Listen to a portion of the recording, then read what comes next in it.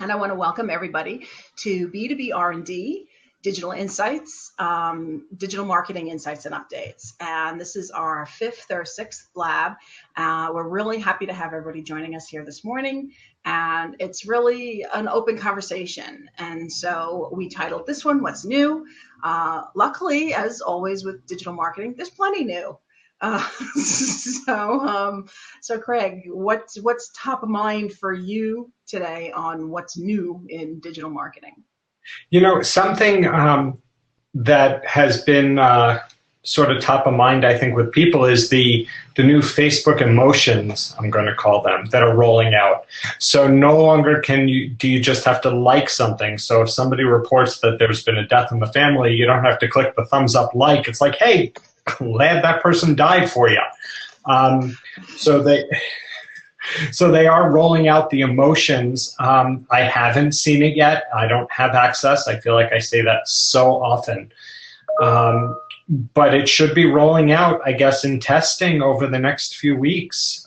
And I think it's sort of a move in the right direction. It'll allow us, to actually, convey the emotions that we're feeling, as opposed to the thumbs up, glad somebody died. Well, not only that, I mean, certainly you're talking on a personal level. So when you talk about your personal Facebook, you are, what I see in my newsfeed on Facebook, other than, random videos, right, of pets and stuff, is either really good news or unfortunately really sad or bad news. Right. And it does have that weird feeling that I click like, although I will be able to put a comment that's more relevant. But if we talk about the business implications of this, I like that it's not just a like and a dislike, which is what they talked about, or what the rumor was initially, that they're going a little deeper with, emotions that are more relevant than like and dislike. And I think from a business standpoint, that might be able to help in a way that the insights don't necessarily show. I mean, certainly time of day and reach and all that sort of things. But rather than just a bunch of likes, if I have a bunch of happy, not just likes, or if I have a couple angry, it really can give me a sense of truly the temperature out there with my audience. Sure. And I think that's something that people are actually, business owners are worried about, that this new emotion section will cause people to be more vocal where they may not have been. So instead of having to type and take the time to write a comment or a question, I can just throw an emotion up there, and there's very little that a business can do if all I see is an angry face. What is an angry face? Are you upset that I burnt your burrito, or is there a serious problem that we really need to address? And by just having these sort of little emotions may cause business owners some distress. So I think it's going to be interesting to see how it shakes out over the next weeks, months, however long it'll be. Yeah, I'm going to go back to something I've been telling business owners for years when it comes to social media, and they had that first, what if somebody says something negative? I don't want to be on social media because someone will say something negative. And you're absolutely right. Those that are going to take the time to type are those that are either on social media all the time or really have something negative to say. I do it. I tweet when I am unhappy with customer service, and I'm very limited with how often I do it. Only if it's really like, you guys are not doing the right thing on the phone and I need somebody else to help me. Sure. But I think the fact that someone might be upset with you and not take the time to type it is just as bad as somebody being upset with you and you not knowing it. So, the old story goes, years ago before social media, if I'm unhappy with a business, what am I doing about it? I'm complaining. I'm complaining to my spouse and my friends and my coworkers, and they may have a negative response to your business because I had a negative experience. bringing it to social media has given businesses the opportunity to address it, because like you said, I actually have to type what I'm upset about.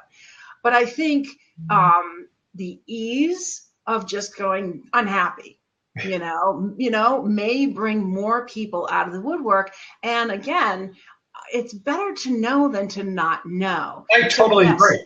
Do I want my unhappy customers, ganging up on me on social media so everybody sees that I have unhappy customers? Maybe not. That's not the best way, but it's the tool that's there and it's what's happening. And I'd much rather know if, the things I'm doing aren't resonating, this gives me an opportunity to change it. And an unhappy face can start a conversation, oh, I see you're unhappy, and you can still solve it the same way. Please email me, please call me, please let me know what happened.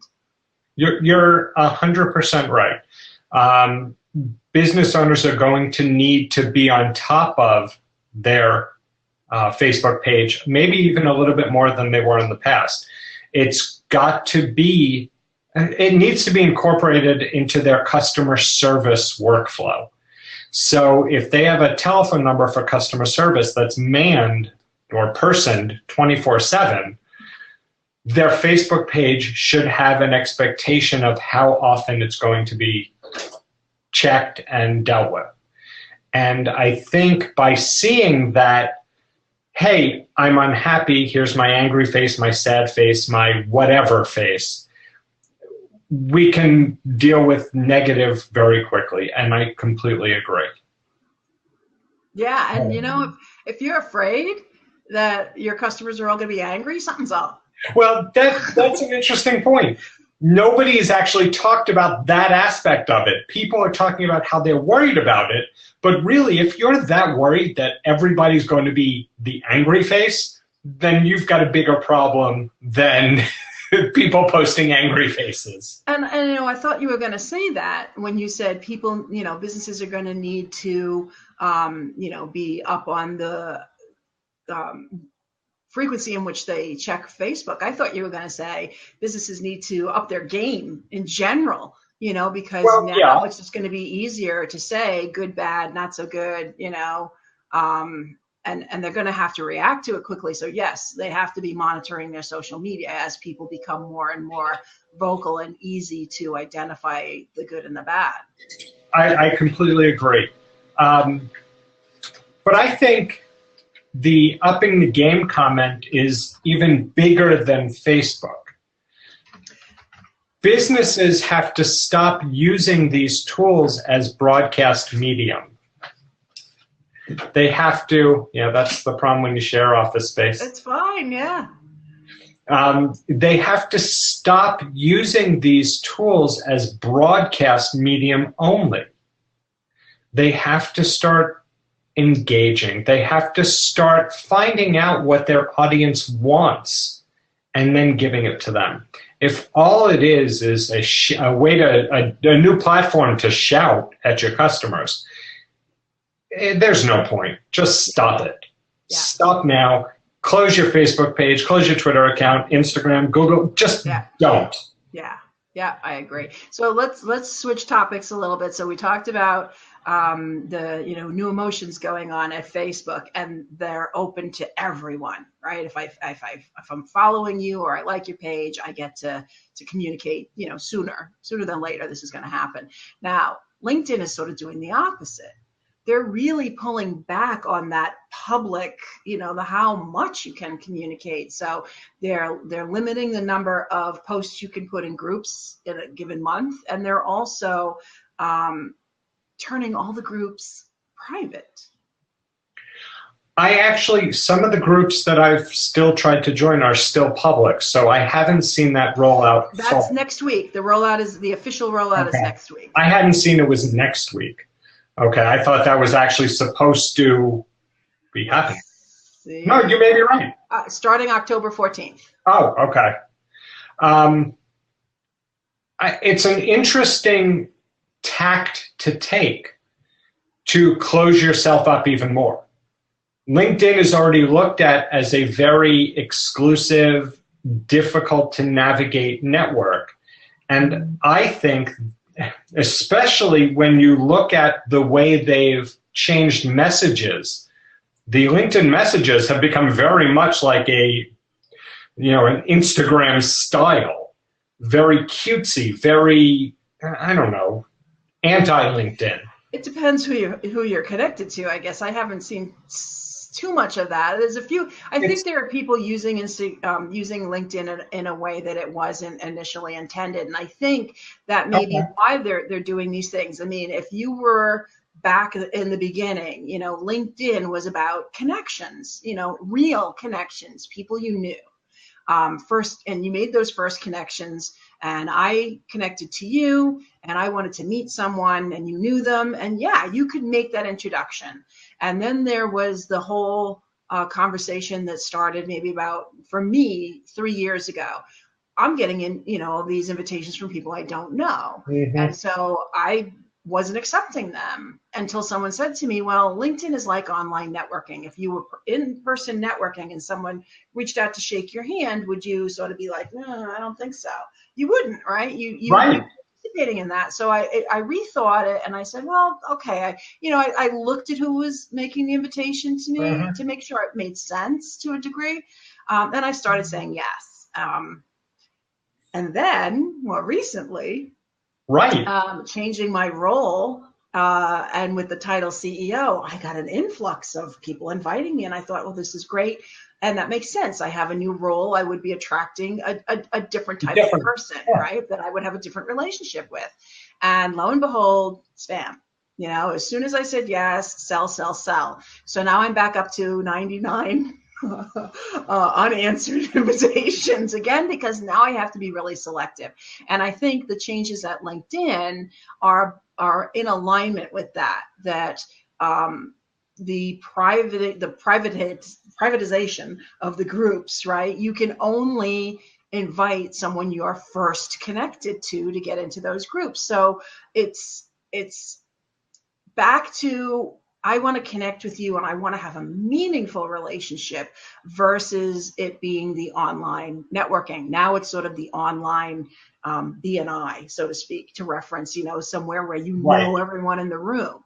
And I'm not so put off by that. I can find people on Twitter and Blab and plenty other places that I can be introduced to new people. But if LinkedIn becomes my, inner sanctum, the people I truly trust and the people I'm willing to recommend and the people I do want to hear from in a group, then maybe LinkedIn starts to stand out amongst social media.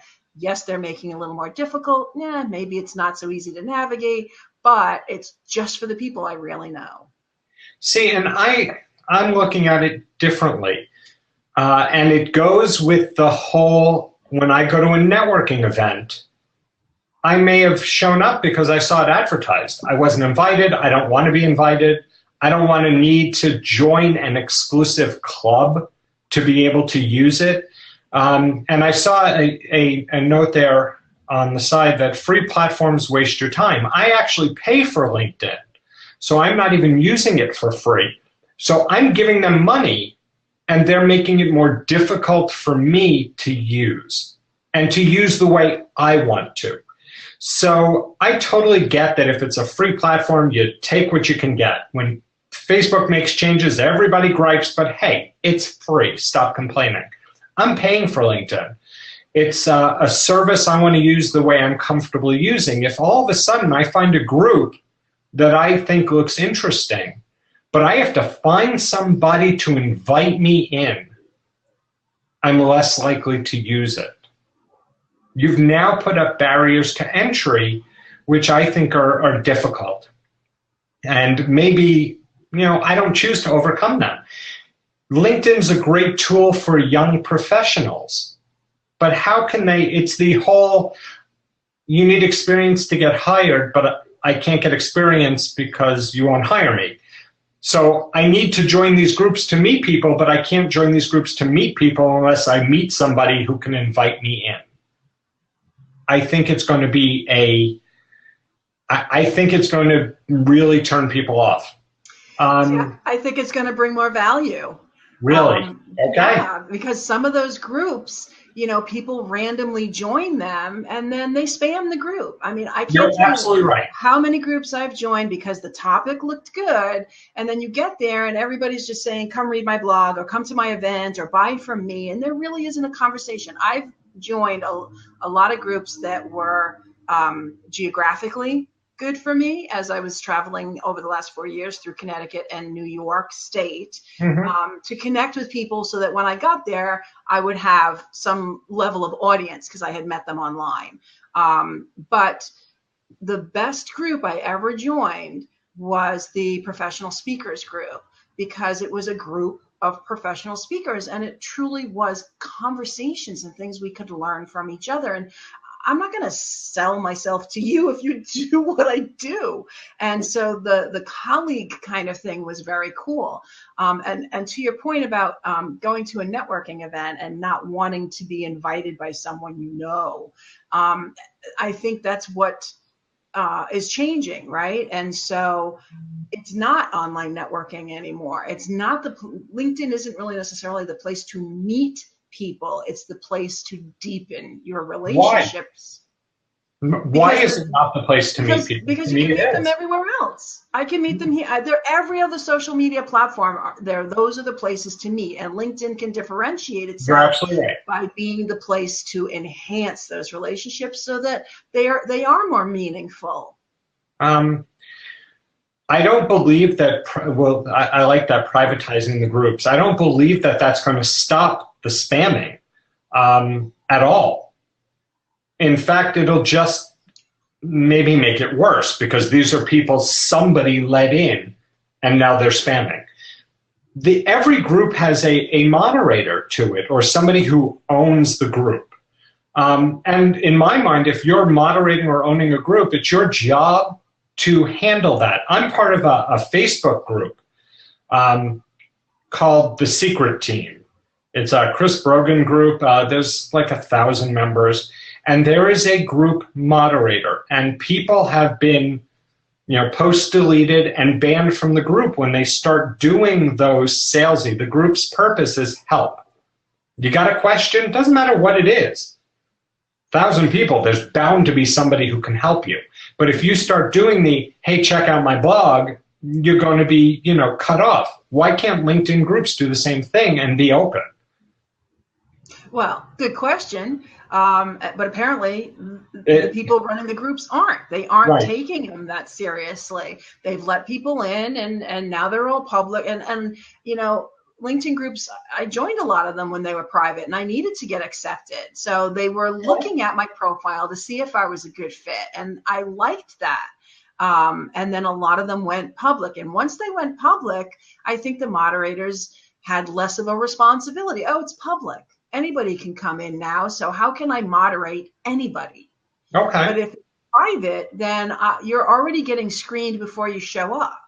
And if I've let you in, you have to behave. And if you don't, then I'm moderating you. But you're making an assumption that that group moderator is making any effort to look at who's looking to join the group. Well, making it private at least forces them to make some level of effort. If it's public, then people are just in their group. And maybe some groups will start to get better reputations than others. And maybe you'll have the coveted group that I want to get in that group. How do I get connected? And then you have meaningful conversations and relationships happening at LinkedIn, which I really do believe was their intention in the first place. But it sort of got unwieldy when people were just able to connect with anyone. It used to be you had to know them. And then at least you needed their email address, right? And I can't tell you how many invitations I got where people picked they were friends of mine. I didn't even know them. And thinking they're getting over the system, but are they really getting over the person they're inviting? I don't know you. How can you possibly be my friend? At least pretend to be a colleague instead of friend. Maybe you worked at a place I worked at and I don't remember. That's more, legitimate. We get over it. I've done that before. We've done business together, and I choose the company. And that is LinkedIn found that to be an acceptable way to do it. a lie sometimes. But it's up to the person on the other end, and Yes. that's what makes that's another thing that makes LinkedIn unique. We both have to agree.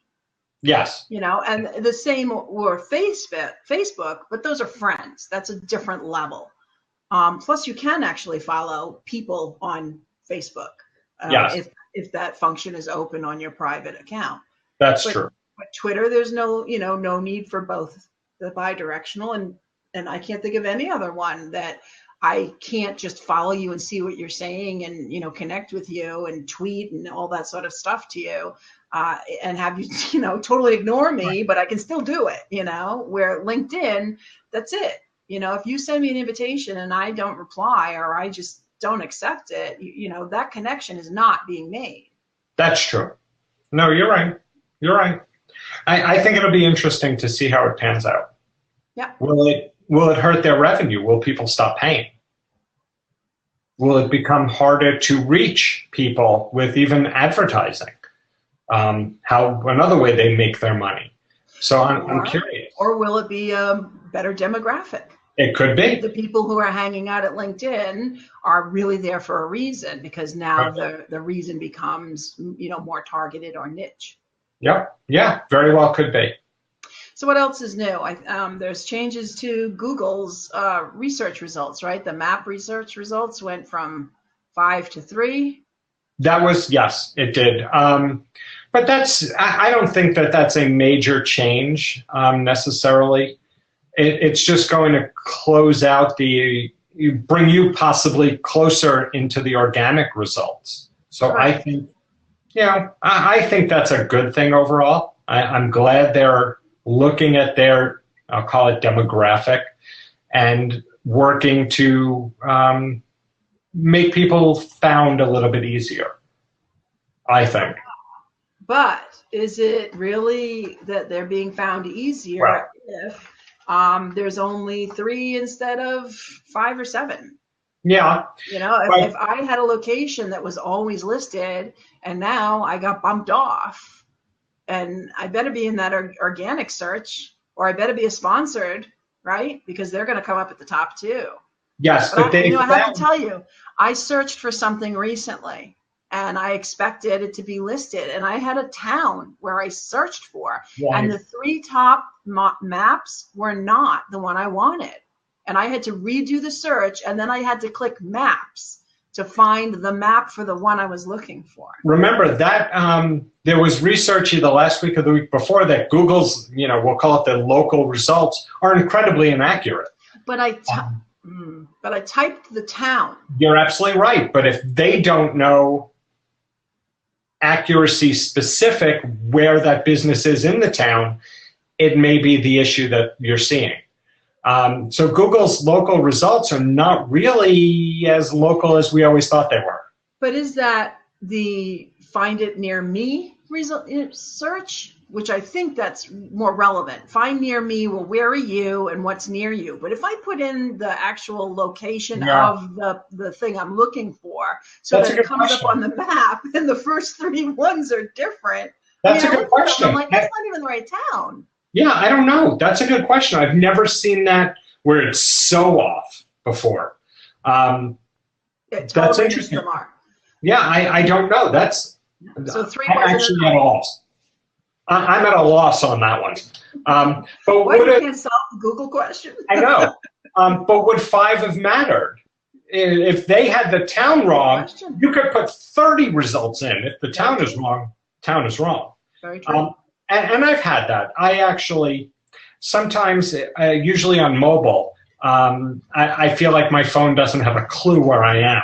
I'll go to Google Maps and get directions, and it'll tell me it'll take 5 hours because it thinks I'm, in northern Florida, when I know it's probably 2 miles from where I am. I have had that happen, and I have no idea why. Closing it out, restarting the search sometimes works. So that could very well be a connection between our internet provider and Google. It could be the GPS. There are so many factors I think that could do that. I mean, if I'm sitting in a town and I could see the business, and it's telling me it's going to take 6 hours, there's an issue. Yeah. So we have a couple seats open. We welcome people to join the conversation. If you have something that's new in social media or digital marketing you want to chat about or ask about, or weigh in with your opinion. So let me jump ship really quick. There's been some talk lately, and even around my house, and I don't want to use the name of the app to give them any more promotion. Okay. There is an app coming out where you can rate people. Rate people. Okay. Yes. Sort of they have described it as a Yelp for people. So I can create a profile for you, Ellen, and rate you without your consent. And it is getting lots of negative press because basically the internet's mean enough. I don't see the need to make it worse. It sounds like when I was in school, and I won't say what year, but it sounds like the old slam books, right? The most popular boy, the most popular girl, Yeah. who don't you like, who do you like? Right. Do you remember those? Or are you too young for that? You know what? I would have never been one of the ones as popular, so I didn't know anything about that. I can't say it didn't happen. I would say I know nothing about it, although I do know what you're talking about. They've even taken on Brian Solis and threatened him with legal action because he thought their idea was dangerous to people. So it's a very interesting time we're in right now. They've got this app rolling out come November.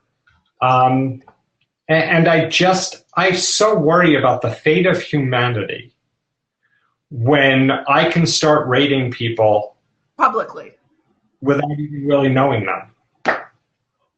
It's sort of, I think, they refer to themselves as the Yelp for business, and really I don't trust Yelp as far as I could throw it because they've already shown that some of their reviews have been purchased.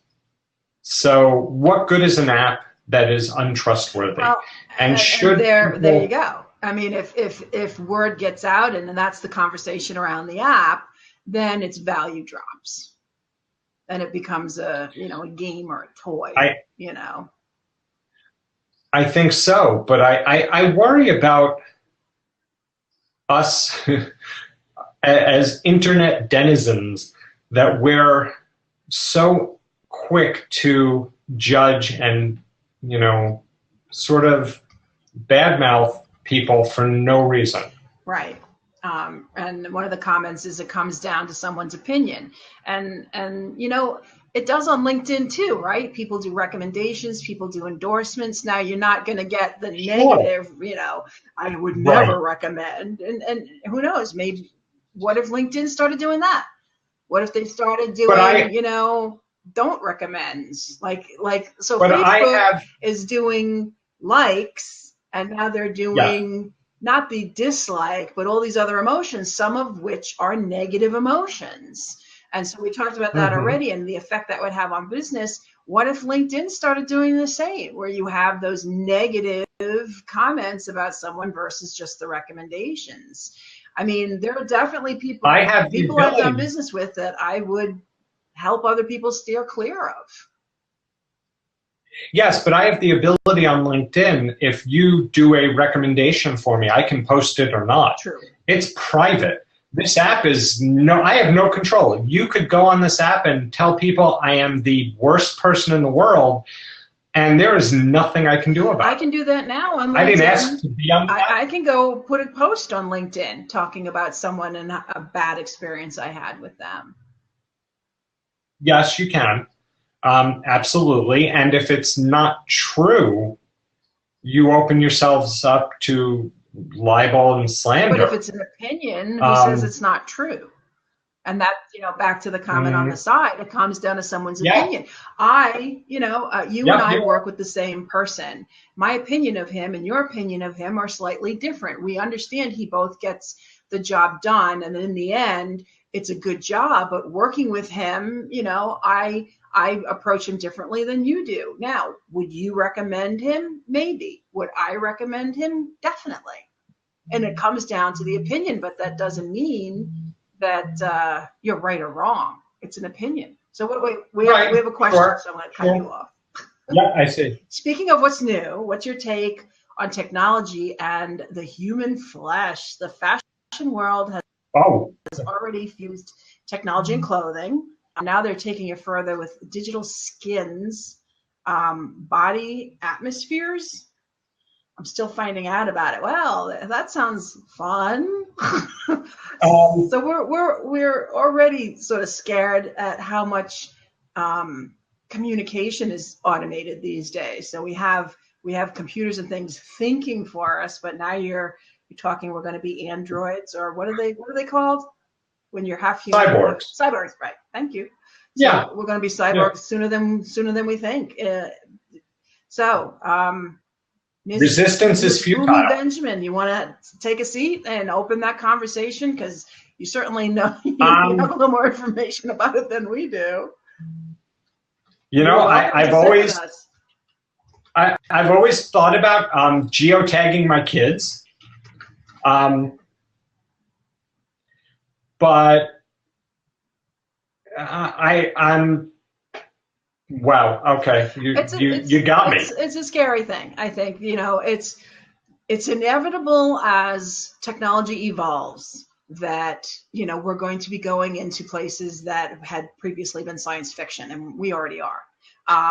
Yes. And so the best I can do is to hope that the people creating and monitoring it have a conscience, I guess, that they play for the good side, because it's one of those, it's the old, superhero TV shows where, if you're using it for bad, it's horrible. But if you're using it for good, it can be great. And I think we're there. I think there's a lot of things out there that can be used for bad, and it could get bad. Yeah. Look, Google has a function where they record, I believe, I have an iPhone, not an Android, but you can go onto Google Maps and see where you've been over the last X number of days, weeks, months. And although it's a helpful feature for people who are using it, they have access to the data. So we're really, if you've got an Android, you've really got the ability, or they've got the ability to track you. So how is it any different if we inject ourselves with GPS tracking devices? I'm a big Star Trek fan, have been for many years. And one of the Next Generation episodes, I believe it was the series finale, All Good Things, where they went, they looked into the future, and there were no longer communicators that they used. We went from the original series, they had the flip communicator. The Next Generation had on the shirt, and they were implanted. Their communicators were implanted into their heads so they could just have the conversation with whoever. And it seems crazy, but is it? Would I do it? Possibly. So take that to the next level. Take that to the marketing level. And you've got the movie with Tom Cruise predicted the crimes. Minority Report. Right. And as he, traveled and ran through, because he runs in every movie. I'm a huge Tom fan, and he runs it. As he's running, the ads are changing to be reflective of who's walking by that ad. We have that now. Do we? Well, we do if we have our cell phone. But yes. Now you're talking the implant, you're talking about communicating with other people that we take it to the business level. The implant lets the advertising, geared toward who you are. But we have that now. If we're searching on our phones or our computers, the ads are generated based upon who we are. And where we are, if they're... And where we are, yes. So really, is it any different that it would be based upon our geolocation from an implantable Bluetooth device? Beacons, which Apple released years ago and still haven't really taken off, do just that. The ads will show up on our phones based upon the interaction with an app and the beacon. So interesting question. So, is it different? And I'd make the case it's not, because nobody leaves home without their cell phone. So no one leaves home without their tracking device anymore. Yeah. No, I don't think it's any different. I don't think it's any better or worse necessarily. In fact, if I don't have to carry my phone and I've got it all on, I guess the premise of Google Glass, really. I wear glasses. I have no choice. I can't see without them. But if I were able to display the contents of my phone right onto the lens and just be able to have everything right here without something in my hands, I think it'd be cool. I'm in. You know. You're in. You're going to be first in line for an implant. Absolutely. I would totally. Okay. I would do it. Why not? The conversation sounding a little scared about it, but you've just talked yourself into being first in line. I did. I've talked myself into it. I'm in. What about anyone else? We have a few people here. If you don't want to take the hot seat, that's fine. But yeah, right. So we have another comment. iRobot. That's a little different. That's not the humans being connected, but the robots taking over. Right. And so yeah. So if I have an implant, am I giving up any of my own functionality? Is it more than just talking to me? Is it starting to take over who I am? I'm with Miss Boomy Benjamin. No, I'm not going for that implant. Nope. I'll be last in line on that one. I'll be behind her. And I'm all for being part of the collective, because we already are. We very much are. Absolutely. We are already Borg, and that's okay. We've allowed it to happen. Announcement. Yeah. I think it's okay. Resistance is futile. You have a mobile device that you keep with you 24/7. Mine's on all the time. Mine too. I am reachable. Well, yours if you've charged the battery. I've gotten better at that. All right. So we've got someone willing to speak with us, and happy to have you on board. This was someone who connected on Twitter when I put out that I put a notice out that that we were looking for potential co-hosts, and the seat was always open. So welcome, Preston. Happy to have you. Thank you. How are you, Preston? Today. Good. Interesting discussion. So, well, we can thank Ms. Boomy Benjamin, which to have you on as the fourth here. All right, and we've already got a recommendation. So we've got an opinion on the side about you, Preston. I don't know about that. I work in the tech industry, and I have an interesting tech toy, if you will, but it's not necessarily implanted inside of people. I don't know, when you get technology implanted in you, I think then we go a little bit too far on technology. Initially it sounds, oh yeah, that's kind of cool, but I think that's going a little bit too far, utilizing. Now, will it happen? Yeah, it probably will. In 25 years, obviously you have technology in bodies right now, especially when, your leg is amputated or, other things are happening that way. Think about a pacemaker.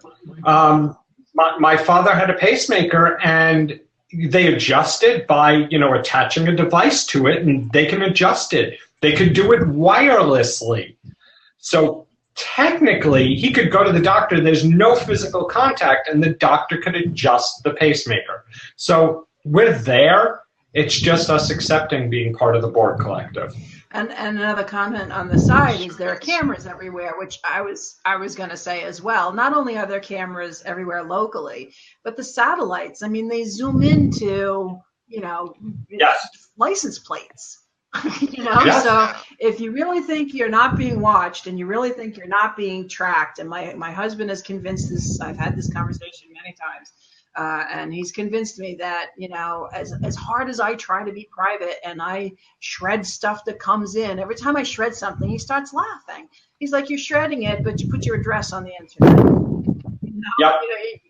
It's and you know, I can shred everything comes in, but then my bank gets hacked, Right. or somewhere I purchased Yeah. something gets hacked. So you know, and my comment to him is, well, I'm not going to make it easy for them, but in the end, you know, I am connected to everything, and anybody who wants to hear what I'm saying, see where I am, look at what I'm doing, but with the click of a button can.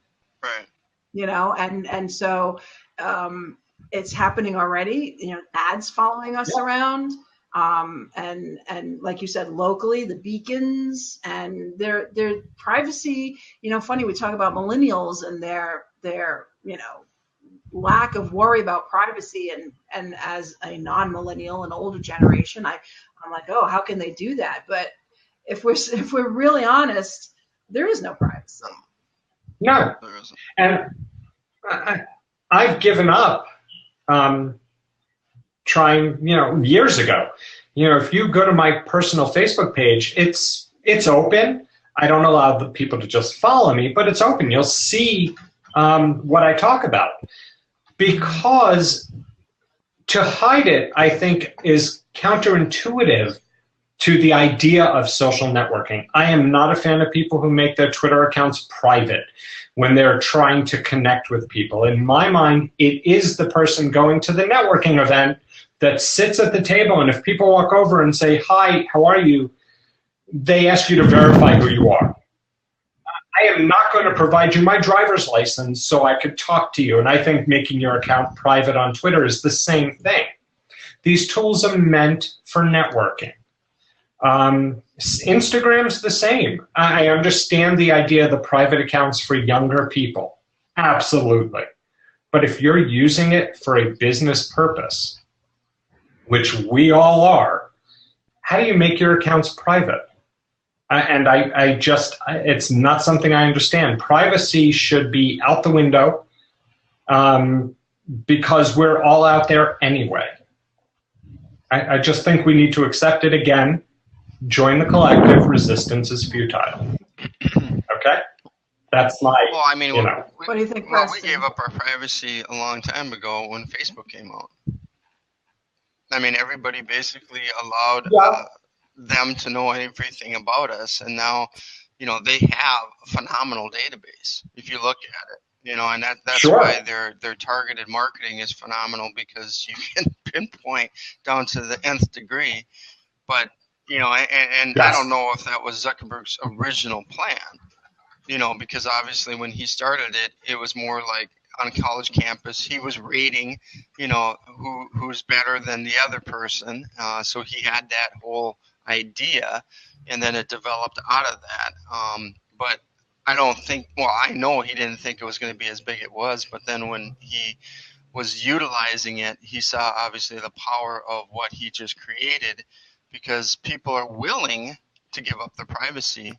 And it even says it in the TOS. Sure. Congratulations, you are now mine. You know, I mean, and Are you no, serious? not like that, but you know, if you were to, That would be hysterical. yeah, it might say it in there. I haven't read it yet. You know what's funny? Based upon what you just said, Preston, people willingly give their info to Facebook. We do, and we're okay with that. But I can't tell you the number of times, and I have done this, where you're in a store and they say, can we have your email address? No, you can't have my email address. Seriously? It's an email address, and I look at that differently than my Facebook information. You know, I give it up to Facebook regularly, although I will not sign into, and I saw, Ellen, you had mentioned using Facebook to log into other sites. I do not use Facebook to ever log into other websites. I will use Twitter as a login, similar to how you have to do here on Blab, but I will not use Facebook to log into other sites. So I think that's very, you know, it's sort of a maybe it's an internal struggle I'm unaware of. You know, becoming self-evolved. I'm self-aware. Becoming self-aware here. There's certain things I won't give away.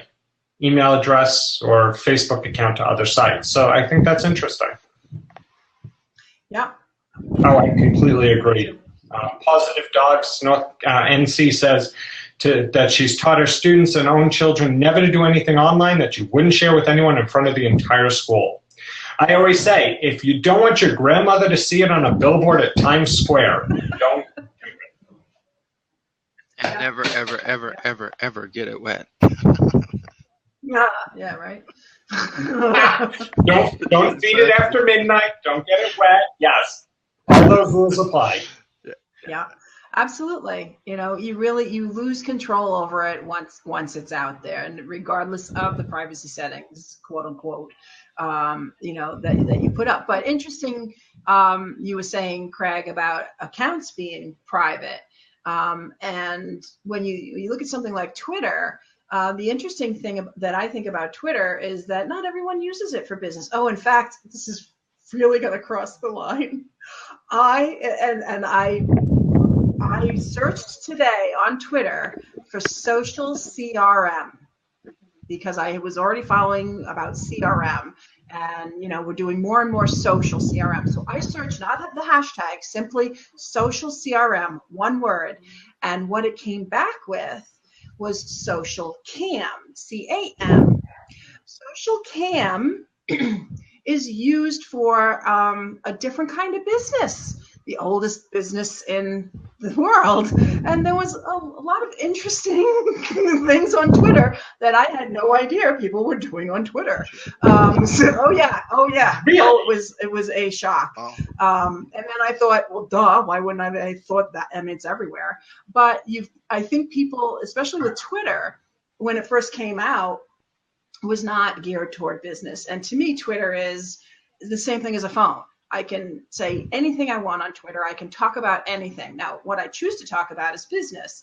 But if I were, you know, the baseball playoff are now, if I was a huge baseball fan and all I wanted to talk about on social media was baseball, I would eventually gather a bunch of other people talking about baseball, and they'd have no idea that people were talking about business. So I can see potentially having a private account because you don't want to be inundated with, you know, people following you that, you know, just aren't relevant to the reason that you're there. And so I heard what you said about, you know, networking and privacy and being out there. But I think some of these tools like Instagram and Pinterest, not everybody's there, you know, as a business because it didn't start that way in the first place. And if they're not there for business, I totally get that. It makes sense. But if you're, you know, these are people I'm encountering in business settings. Yes. These are people I'm encountering who want to use these tools and learn to better use them to network. And when I go to follow them, they use something called true twit validation. And the minute I get that email back, I unfollow you. There is I am not engaging in that. I have to prove to you my worth to follow you, especially when it's you wanted to connect with me for business. People follow me and I go to follow them back because they look interesting and they use true twit validation. So they're not private, but they're still making me work for it. Don't make me work for you. I think there's two thoughts on that. I mean, obviously, I did it originally on my account because what I found is when I was out there on a different account, not the one I'm using now, I got a lot of fake followers. You know, those that were not real, sure. And I didn't need to have them in my account. And I think that's why a lot of people use that service because they want to make sure you're human, you know. Sure, but I can just as easily stop those fake accounts from following me. Listen, if you want to follow me and you're a fake account, you won't follow me long because I'm not following you back. Those are accounts that are looking to build up. It's the whole buy followers idea. They won't follow me long because I'm not following them back. And that's their purpose. So I don't worry about those. They'll fall off very quickly. It's those, and I'll go back to something you said a while ago, Ellen, about the deeper conversations. If you and I meet in public, we sit down, we have a great conversation, I want to go back and follow you. You've made it difficult, and it's sort of, it changes, I'll admit it changes my willingness to move further, to sort of take it online, if you will. Maybe that's the point. And that's, maybe they, it's just my opinion. Those people who are willing to take that extra step. If I really want to work with you, then I'm going to make the extra effort. I mean, I'm going to do the research and I'm going to do all those things anyway. But if I'm serious about doing business on Twitter and I don't want to be inundated by bots, then I've sort of protected myself. It's almost like, oh, you want to meet with me? Come to my place of business, right? You've got to walk through the door and show me that you're a real person. So maybe it's the equivalent of trying to emulate what would happen in person, which is knowing that you really are a person. I guess I see what you're saying. Yeah.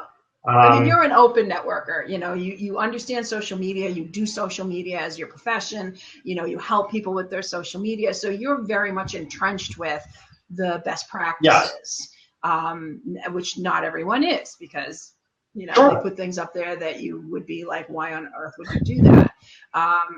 But then there are people that may not be so willing to connect, and maybe getting back to some of the changes happening at LinkedIn, maybe that's part of the whole premise there. Maybe put the groups as private, and people need to really want to be in that group, and now that has more value. And if we start limiting what you can do, then you'll have to think harder about how to utilize that program in a way that makes sense for you, in a way that adds to the value of everyone else using that program. I mean, it's really no different than what we're in right now, right? Blab is very public. And the fact is that you are creating an identity, and people are getting to know you, and it's virtual networking, right? The problem is that there are some people here that you probably don't want to be, working with, Absolutely, but then I won't. That's why I host look to connect so with I them. can click the Right, X. exactly, but the thing is that there's that whole idea of public is a good thing, because you're exposing yourself to many different people, and especially since the time, and I don't want to get into the Blab, but the fact is that they had it just for the technology sector at the beginning, and then all of a sudden business people learned about it and they started coming in here. And now marketing people are in here, and other types of professions are realizing the power of having a, public forum, if you will, that you can meet with, but the privacy is really not here now, right? Because we're all very public. But is Blab a tool that needs privacy settings? Well, some people believe there should be an element of that. I mean, I have one friend here on this platform right now, and she's very big in Twitter. She has a lot of followers. A lot of things are going on. Wonderful for her. But she's being stalked, on this platform, and she's even created a message to Blab saying we need to somehow have that availability to kick people out if they are threatening us, because on the side, anybody can put anything on the side and we can't do anything about it. When they come into the window, then we can kick them out. And obviously, you can still have a whole bunch of stuff that's horrible on the right-hand side and you can't do anything about it. But the other side of that is, and I'm going to sort of take it, to the extreme, there is a record of what's happening on the side. So when you watch a Blab on Blab, the record is there. So that's certainly something that this person can use with the police and any appropriate law enforcement. True. I mean, obviously the record is being kept, and obviously they can track down the IP address of this individual, you know, and take him possibly off of Blab, because obviously threatening others. Because he thinks he's being private, but it's no privacy. Right. That's a good point. And Blab, I'm sure, does have the ability to block users. Now, that doesn't stop me from opening 10 other Twitter accounts. You know, that's something, but Twitter has that same problem. I can, if I'm going to, you know, stalk you on Twitter, I can do that. No, I'm not that kind of person, but you could. And you throw me off Twitter. Don't stalk me. You throw somebody off Twitter and they just create another account. Gmail addresses are throwaway nowadays. Somebody had asked earlier, don't you have separate social media email addresses for social media? And I don't. I think it was Purple Select. I don't. I want to be found by my email address, so that's what I use for social. But I can just as easily create a Gmail address, create a Twitter account. Now I'm on Blab, and there's no way to stop me, really. So even by having these things private, it's not going to solve the problem. And by private means I can no longer learn whatever I want to learn. There are tons of Blabs on all different topics. You know, there are some days I keep Blab open on my second screen and just keep refreshing to see what's going on, because there may be something that's just totally out of the ordinary that you want to jump in on. So I don't know. Brian Franzo talks about that too. It's the FOMO, you know, your fear of missing out, you know, and it is. Because, you know, when I first got on it too, I got so addicted because I'm like, man, this is good information. I need to keep on watching this. This is good. And all of a sudden I'm realizing I'm getting sucked in. And, you know, 2 hours turns to 4 hours, 4 hours turns to 6 hours, you know, and I'm like, oh my God, I got to get some work done. You know, I can't just keep on being on here. But, you know, for me, you know, obviously with Blab and with the technology, I use it a lot because it is connecting me. You know, I live here in Honduras. So I don't have the opportunity to network because I'm not very good at Spanish, and they have the meetups and they have networking availability, but it's not the same when you can't speak the language, right? And I love this because, you know, now there are groups and there are people that I work with now that have networking groups online. They don't necessarily meet here, but they meet people here and then they bring them offline and we have a networking virtual event. And so I meet people from all over the world, which is, for me, a blast because that's what I used to do back in Minnesota. I had my own networking group, and we would basically pass referrals back and forth. It wasn't like a BNI. It was our own thing. And it was great, you know, because you learned about other businesses. You learned how to help them. They helped you. And it was a win-win for everybody. I think a whole nother question, Preston, is how you go from Minnesota to Honduras. Not actually speak the language, but I think that's a Blab for another. It's a first. No, my wife, her mom and dad have a ministry down here, and they called us up about 4 years ago and said, we need your help. And so we decided to pack up everything, sell everything, and get down here. And I thought I would pick it up quicker than I have, but the problem is I'm always speaking English and not Spanish. So it's my fault. It really is, because I haven't disciplined myself to do it on a daily basis. And more, you know, 1 hour a day does not count. You have to do like 5, 6, 7 hours. And I'm like, I can't spend that much time just learning a language. And, you know, for adults, it's a little bit more challenging. So, but anyways, I have to go, guys. I got another Blab I have to be on. Of an hour.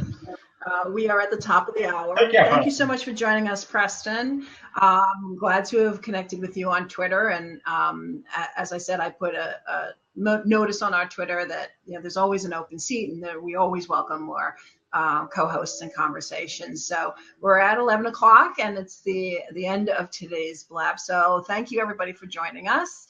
And the next Blab is next Friday. at 10 a.m. as well. That's the 16th, I believe, October 16th. Are you looking at me, Craig? No, I'm looking at It's like the Brady Bunch, right? So it's October 16th, 10 a.m. Eastern. It's always called Digital Marketing Insights and Updates, and it really is an open conversation. Whatever people want to talk about, it's social media, technology, AdWords, apparently robots and implants and all sorts of stuff. So thank you for all your contributions. This was which a really fun Blab. Of course, it'll be replayed here, and all our Blabs are on our website, which is b2brnd.com. Thanks, everybody, and we'll see you next week. Take care.